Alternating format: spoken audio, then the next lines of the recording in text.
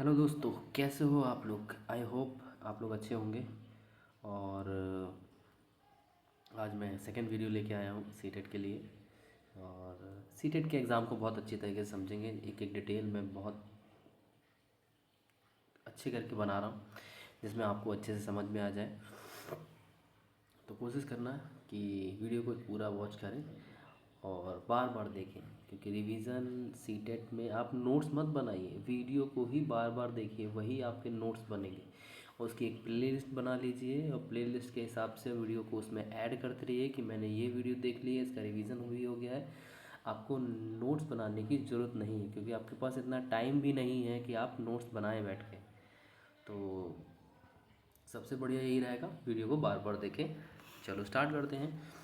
हमारे पास एक नए फिलोसफर कहें या साइंटिस्ट कहें या लिंग्विस्टिक्स कहें, ठीक है, ये सब हैं और अमेरिका के रहने वाले हैं। Noam Chomsky. नॉम चॉम्स्की जो है ये आधुनिक भाषा के जनक भी कहे जाते हैं, फादर ऑफ मॉडर्न लिंग्विस्टिक्स, क्योंकि इन्होंने ही बताया कि ज़रूरी नहीं है कि बच्चा देखकर या रटकर सीखता है भाषा को, ज़रूरी नहीं है। उसके अंदर पहले से ही कुछ ऐसा सिस्टम होता है जो भाषा को क्या कर लेता है, सीख जाता है। ठीक है, तो इन्होंने ये बताया था। चलिए देखते हैं क्या कह रहा है। कह रहा है कि नॉम चॉम्स्की जो है भाषा सिद्धांत को बिल्कुल सरल शब्दों में आसान सरल समझाते हैं। ठीक है, सरल शब्दों में और आसान उदाहरणों के साथ समझाते हैं। ठीक है, नॉम चॉम्स्की जो है अमेरिका के प्रसिद्ध, कहाँ के रहने वाले हैं, अमेरिका के हैं।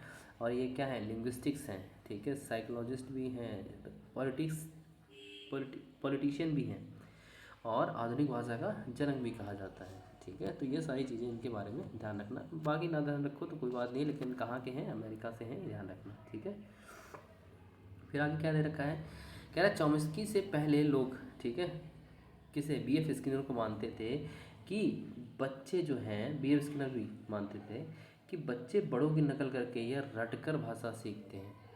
मतलब बच्चे क्या है, ऐसा तो है नहीं कि उनके पास ग्रामर की बुक दे दी जाती है तो सीख लेते हैं। नहीं, वो बच्चे क्या करते हैं, वो अपने आसपास में रहने वाले लोगों से ही भाषा को सीखते हैं, ऐसा कहा गया, लोग मानते थे। लेकिन क्या हुआ कि लेकिन चॉम्स्की ने इसे पूरी तरीके से गलत साबित कर दिया। उनका मानना था कि इंसान भाषा सीखने की शक्ति के साथ ही पैदा होता है, यानी कि इंसान के अंदर ही ऐसा कुछ सिस्टम होता है जो भाषा को क्या करता है, वो एक्वायर करता है। ठीक है, अब 5 बातें बताई हैं। ठीक है, ध्यान रखेंगे क्या क्या 5 बताई हैं। तो सबसे पहला दे रखा है क्या, लैंग्वेज एक्विजिशन डिवाइस, जिसको हम एल भी शॉर्ट फॉर्म में कहते हैं, हिंदी में भाषा अर्जन यंत्र। भाषा यानी कि जो हम बोलते हैं, अर्जन यानी ग्रहण करना, यंत्र यानी कि टूल या डिवाइस। ठीक है, चॉम्स्की का कहना है कि हर बच्चे के दिमाग में जन्म से ही प्राकृतिक टूल या क्षमता होती है, जिसे लैड कहा जाता है, लैंग्वेज एक्विजिशन डिवाइस। ये असली में कोई मशीन नहीं है, ठीक है, बल्कि एक दिमाग का हिस्सा है। ये डिवाइस नहीं है जो भाषा को फटाफट कैच करता है। ठीक है, इतनी बात समझ में आई। फिर कह रहा है कि जब बच्चा बड़ों को बोलते हुए सुनता है तो ये लैड जो है, यही डिवाइस जो है, वो अपने हिसाब से काम करने लगता है, भाषा के नियम व्याकरण को समझ लेता है कि भैया कहाँ पे पहले क्या चीज़ आएगी, पहले नाउन आएगा, फिर वर्ब आएगा, फिर ऑब्जेक्ट आएगा, रहा रही है किस में लगाना है, ये सब सारी चीज़ें वो लैड जो है वो काम करता रहता है। ठीक है, फिर क्या कह रहा है कि ये क्रिटिकल पीरियड यानी कि ऐसा टाइम आता है बच्चे में जिसमें वो क्या करते हैं, उनके सीखने की कैपेबिलिटी जो होती है वो सबसे ज़्यादा एक्टिव रहती है। वो किसी भी लैंग्वेज को क्या कर लेंगे, फटाफट, सॉरी, सीख लेंगे। ये सबसे ज़्यादा एक्टिव रहता है, इसलिए बच्चे बहुत बहुत जल्दी भाषा सीख जाते हैं। अगला दे रखा है सार्वभौमिक व्याकरण यानी कि यूनिवर्सल ग्रामर। चॉम्स्की ने बताया कि दुनिया की सभी भाषाएं जैसे हिंदी, अंग्रेजी, जापानी का मूल ढांचा बेस एक जैसा ही होता है, सब में यही है। अगर आप इंग्लिश में पढ़ेंगे तो इंग्लिश में भी पहले संज्ञा आएगी, फिर वर्ब आएगा, फिर ऑब्जेक्ट आएगा। जापानी भाषा में भी पढ़ेंगे तो पहले संज्ञा, सबका नियम एक सबका है, बस शब्द अलग हैं और बोलने के तरीके अलग हैं, लेकिन व्याकरण सेम ही है, पैटर्न सेम है। ठीक है, तो ये बताया बच्चे के दिमाग में संज्ञा और क्रिया जैसी बुनियादी चीज़ें जन्म से ही प्री इंस्टॉल पहले से फिट होती हैं कि कहाँ पे सारी चीज़ें लगानी है। मैंने पहले ही बताया कि पहले क्या आएगा, नाउन आएगा, फिर उसके बाद वर्ब आएगा, फिर उसके बाद ऑब्जेक्ट आएगा। यानी कि जैसे मैं घर जा रहा हूँ तो मैं उसने क्या लगाया, पहले लगा लिया। अब उसको पता नहीं था, लेकिन वो उसके अंदर जो डिवाइस है उसको पता भी नहीं चल रहा है, लेकिन वो सीख रहा है। ठीक है, ये ध्यान है। आगे क्या रहा है, इस पे ज़्यादा फोकस नहीं करना है, वैसे पढ़ लेते हैं। पॉवर्टी ऑफ द स्टिमुलस, कहने का मतलब है गरीबी का उद्दीपन, यानी कि भाषा में मत चाहिए, लेकिन यहाँ पर इंग्लिश का मतलब समझिए। ठीक है, इस कठिन नाम का बहुत सीधा सा मतलब है क्या है, बच्चे अपने आसपास बड़ों को हमेशा एकदम परफेक्ट भाषा बोलते सुनते हैं। सही बात है, बड़े लोग अच्छी सी भाषा बोलते हैं, और लोग अक्सर आधी अधूरी या टूटी फूटी बातें करते हैं, कभी कभी आधी अधूरी बातें कर देते हैं। ठीक है, लेकिन इसके बावजूद बच्चा कुछ ही सालों में उसे पूरी तरीके से नए वाक्यों को बोलना सीख जाता है। अब किसी बड़े ने कोई अपनी भाषा में कुछ कहा, ठीक है, लेकिन बच्चा क्या है, वो धीरे धीरे क्या करता है, धीरे धीरे धीरे धीरे बोलना सीख जाता है। ठीक है, जैसे अब बड़े लोग बोलते हैं, तो बड़े लोग जब बोलते हैं तो क्लियर बोलते हैं, सब साफ साफ बोलते हैं, लेकिन बच्चा जब बोलता है तो वो पहले लड़खड़ाता है, फिर धीरे धीरे धीरे धीरे वो बिल्कुल सेम टू सेम वैसा ही बोलने लगता है जैसे बड़े बोलते हैं। देखा होगा, बच्चे बड़े को फॉलो भी करते हैं। फिर आगे क्या कह रहा है, चॉम्स्की कहते हैं कि अगर बच्चा सिर्फ नकल कर रहा होता तो वह उतनी ही अधूरी भाषा सीखता, ठीक है, जितना उसके सामने बोला जा रहा है। वही नकल कर रहा होता तो वो उतनी ही सीखता। लेकिन क्या होता है, किसी बड़े ने आधा सेंटेंस बोला, लेकिन बच्चा समझ जाता है, तो वो क्या करता है, उस सेंटेंस को कुछ समय के बाद अगर सीख जाता है, खुद पूरा करना सीख जाता है। ठीक है, वही लिखा हुआ है, लेकिन चूंकि वह पूरी भाषा सीख जाता है तो इसका मतलब उसके दिमाग में क्या है, सॉफ्टवेयर पहले से ही था। इस बात को हम आगे समझेंगे। कहने का मतलब है बच्चे नकल नहीं करते हैं। कहने का मतलब है कि ओवर जनरलाइजेशन नहीं करते हैं, नियम बनाते हैं, खुद के नियम बनाते हैं बोलते समय। क्या बनाते हैं, आपने देखा होगा कि छोटे बच्चे कुछ शब्द ऐसे बोलते हैं जिन्होंने कभी किसी बड़े से नहीं सुने होते हैं। जैसे एक बच्चा कह सकता है कि मैंने खाया था, मैंने खाना खाया था, फिर मैंने पानी पिया था, फिर मैं सोया था।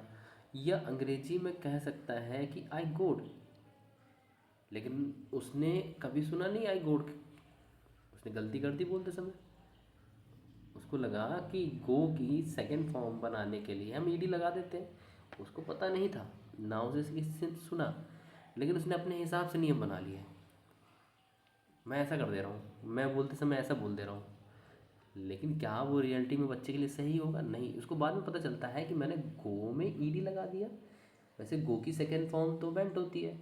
तो बच्चे खुद के नियम बना लेते हैं बोलते समय, लेकिन बाद में उसको जाके ठीक कर लेते हैं। कहने का मतलब ये है। फिर कह रहा है बच्चे किसी भी बड़े के सामने आई गोड नहीं बोला होगा, वही मैं कह रहा हूँ, किसी बड़े ने उसके सामने एक आई गोड नहीं बोला होगा, लेकिन क्या उसने धीरे धीरे आगे जाके सीख लिया होगा।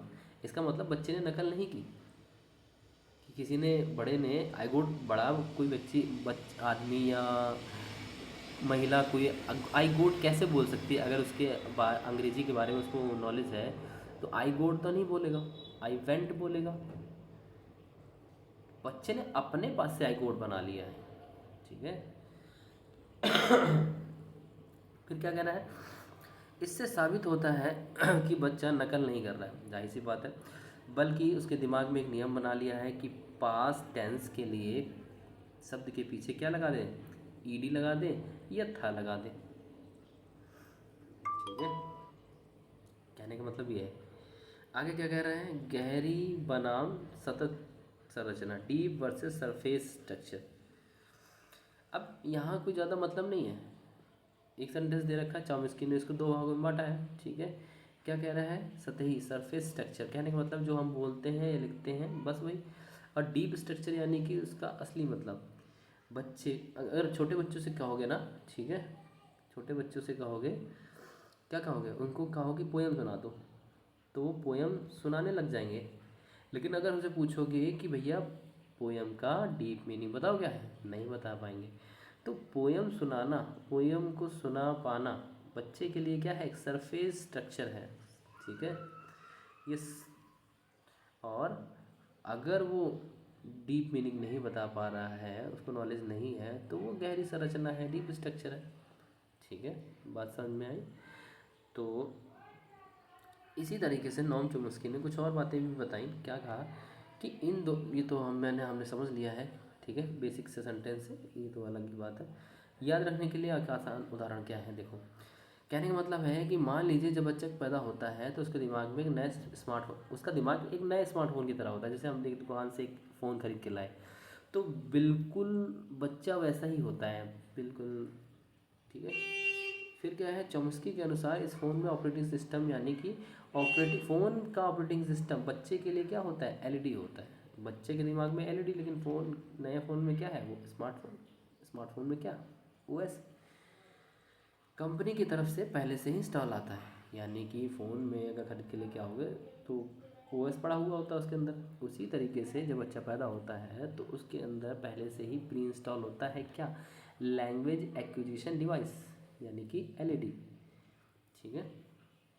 फिर क्या कह रहा है, बच्चे दुनिया में आकर बस अलग अलग ऐप्स, ठीक है, डाउनलोड करते हैं और भाषाएं सीखते रहते हैं। भाई ऑपरेटिंग सिस्टम होगा तभी फ़ोन चल पाएगा, बच्चे के अंदर एलईडी होगा तभी बच्चा नई नई भाषाएं सीख पाएगा, ठीक है। तो ये बात है यहाँ पर।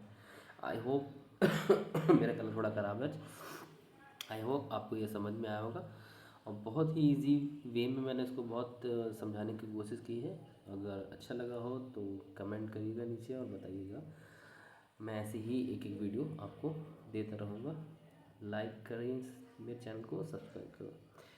फिर मिलते हैं एक नई वीडियो के साथ।